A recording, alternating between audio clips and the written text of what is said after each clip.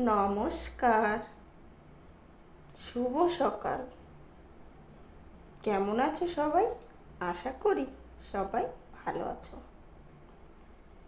প্রভাতী blog চ্যানেলে সবাইকে অনেক অনেক স্বাগত আর অনেক অনেক ভালোবাসা জানি।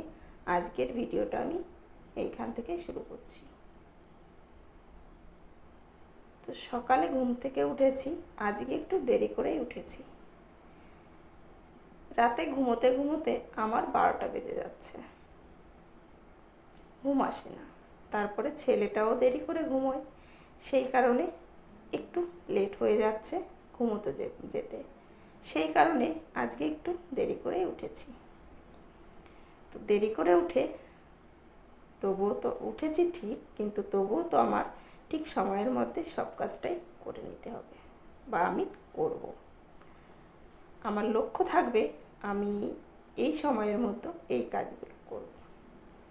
তো দেখো, আগে কি করি, আমি উঠে ঘরটা ঝাড় দিয়ে তারপরে আমি বাইরেটা ঝাড় দিয়ে নিই।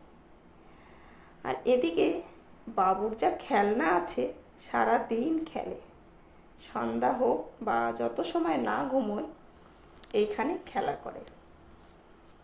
তো সেই গাড়িগুলোই আমার গোছাতে হয় প্রতিদিন। এটাও আমার একটা কাজ হয়ে গেছে, বলতে পারো মূল একটা কাজ।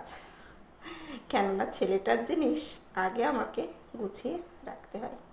যাই হোক, খেলনাগুলো গুছিয়ে রেখে এবার আমি ঝাড়টা দিয়ে দিচ্ছি বাইরে। বাইরে ঝাড় দিয়ে তারপরে আবার অনেক কাজ আছে। তো ঝাড় দিতে দিতেই বাবুর খাবারটাও হচ্ছে, বসিয়ে দিয়েছি। তো বাবুর খাবার রেডি করে দিয়ে বাবুকে খাইয়ে দিয়ে বসে পড়েছি রান্না করতে।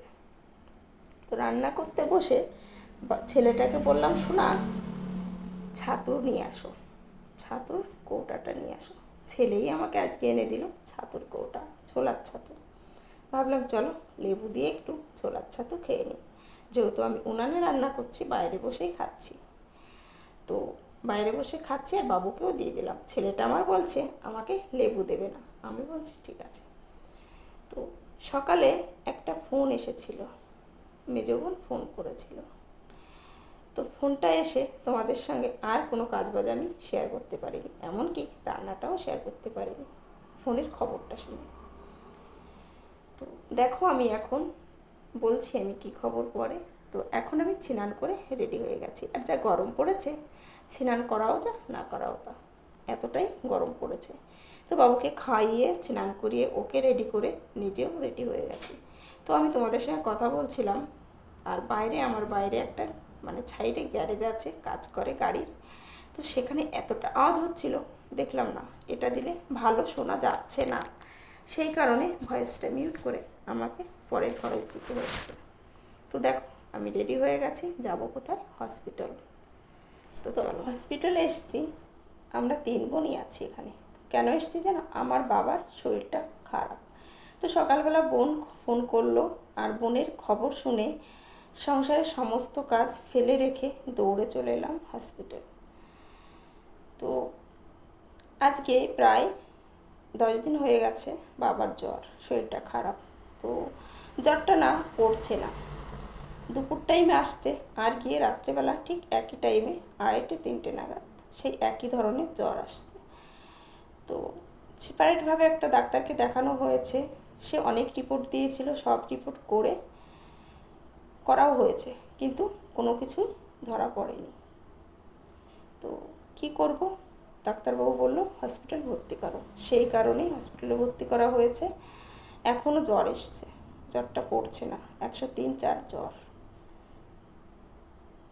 এই যে হসপিটাল থেকে চলে এলাম বোনের বাড়ি, একদম কাছাকাছি বোনের বাড়ি, মেজো বোনের বাড়ি। হসপিটালে থেকে 5 মিনিটও লাগে না হেঁটে আসতে। তো ওদের বাড়ি চলে আসলাম বাবুকে ভাত খাওয়াতে, ওকে ভাত খাওয়াবো। কেননা ভাত যদিও আমি নিয়ে এসেছি, তো বোন বললো তো এইখানে আয়, এইখানে বসে খাইয়ে দিবি। তো তার জন্য চলে এলাম তোমাদের সঙ্গে একটু কথা বলতে, ওদের জমি দেখতে এসছি যখন একটু দেখে যাই। আর বাবা এখন ভালো আছে, অসুবিধা নেই, ডাক্তারবাবু দেখেছে, হয়তো আজকে ভর্তি থাকবে, আজকে রাখবে, তারপরে হয়তো কালকে ছাড়বে। তেমন অসুবিধা কিছুই নেই, জ্বরটা শুধু পড়ছে না, এটাই তার জন্য রেখেছে। তো চলো বাবুকে খাইয়ে নিই। এই যে বাবু, এই যে আসছি।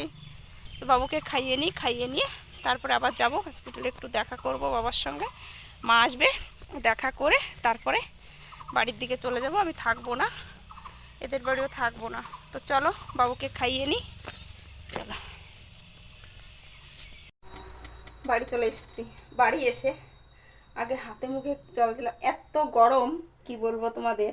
গরমে আজকে প্রচণ্ড গরম, থাকতে পারছি না গরমে। তো চলো পরে কথা বলি। এখন রান্নার দিকে যাব। বাবুকে যখন ভাত খাওয়াতে হবে, তো ছেলেকে রেখে আসলাম ওর বড় মার কাছে। এখন রান্নার দিকে যাই, তারপরে আমি পরে কথা বলছি। দেখি কি রান্না বান্না করি। আর ঘরের অবস্থা একদম কাহিল। এখন রান্না করি, তারপরে গোছাবো। এখন আর কিছুতে হাত দেবো না, আগে রান্নাটা করব।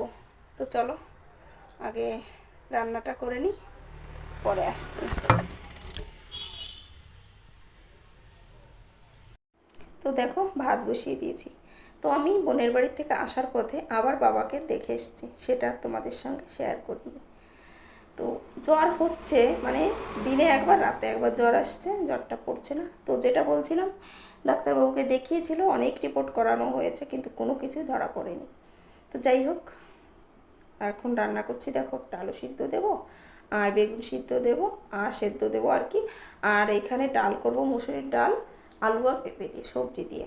একটা পেঁয়াজ কেটে দেবো, এভাবেই করব। একটু তাড়াহুড়ো করেই রান্না করছি, যেহেতু বাবুকে খাওয়াতে হবে সেই কারণে।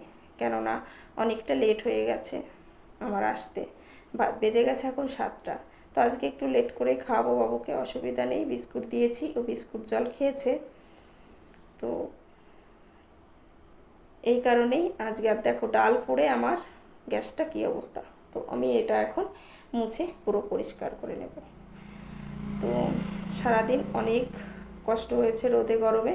আর সকালবেলা বোনের ফোনটা পেয়ে না আর কোনো কাজ করতে ইচ্ছা করেনি, দৌড়ে চলে গেলাম দেখতে হসপিটাল বাবাকে। কেননা তবু আমার যেতে যেতে প্রায় 12টা বেজে গেছে। সকাল আর নেই, ছেলেকে খাইয়ে নিজে খেয়ে স্নান দিনান করে তারপরে তো যাব। সব কিছু গুছিয়ে রেখে যেতে হয়েছে। একটা সংসারে তার কম কাজ থাকে না, একা হাতে করা, একা মানুষ, সেই কারণে। তো চলো গ্যাসটা আমি একটু পরিষ্কার করে ভালো করে মুছে নিই, তাহলে আমার একটু সুবিধা হবে, সকালবেলায় তাড়া থাকবে না। তো চলো চলো খেয়ে দিয়ে তারপরে বাবুকে ঘুম পাড়ালাম। তো ভিডিওটা তো শেষ করতে হবে, ভিডিওটা শেষ করিনি। তো ভাবলাম আজকে তোমাদের সঙ্গে একটু কথা বলে ভিডিওটা শেষ করি। তো এতটাই গরম দিয়েছে আজকে, মানে কি বলবো তোমাদের, প্রচণ্ড কষ্ট হচ্ছে আমার। সারাদিন যে কিভাবে কেটেছে বাড়ির বাইরে, তো আমার হাত পার নিচে এখন মনে হচ্ছে জ্বলে যাচ্ছে, এমন মনে হচ্ছে পায়ের নিচে। প্রচণ্ড গরম দিয়েছে, আর ঘরের বাইরে থাকা মানে ভীষণ কষ্ট, যেটা আমি আজকে বুঝেছি। যদিও বা বোনের বাড়ি ছিলাম, তবুও আমার খুব কষ্ট হয়েছে গরমে। রাস্তা দিয়ে যেতে যেতে খুবই কষ্ট হয়েছে, একবার এদিকে একবার ওদিকে এটাই করেছি। ছেলে ছিল, তবুও কী করবো, ওকে রেখে গেলে তো হবে না, নিয়েই গেছিলাম। বেশি সময় ছিলাম না আমি হসপিটাল। তো তবুও, আর হসপিটালের ভেতরে এতটাই গরম, মানে কি বলবো, অসহ্য গরম। মানে যতটা গরম আমরা সহ্য করছি, এর দ্বিগুণ গরম মনে হয়, আমার মনে হয় হসপিটালের ভেতর। তো বাড়ি এসে সমস্তটা গুছিয়ে বাবু ঘুমোলো, এই মাত্র ঘুমোলো। আর এখন বাজে কটা জানো তোমরা? কটা বাজে? এখন বাজে 11:30। এইমাত্র ঘুমোলো। তো চলো আজকের মতো ভিডিওটা এখানে শেষ করি। সবাই ভালো থেকো, সুস্থ থেকো। দেখা হচ্ছে তোমাদের সঙ্গে পরের কোনো ভিডিও, পরের কোনো ব্লগে। ততক্ষণ সবাই ভালো থেকো। তো চলো আজকের মতো টাটা করছি, সবাইকে গুড নাইট জানি। টাটা, ভালো থেকো।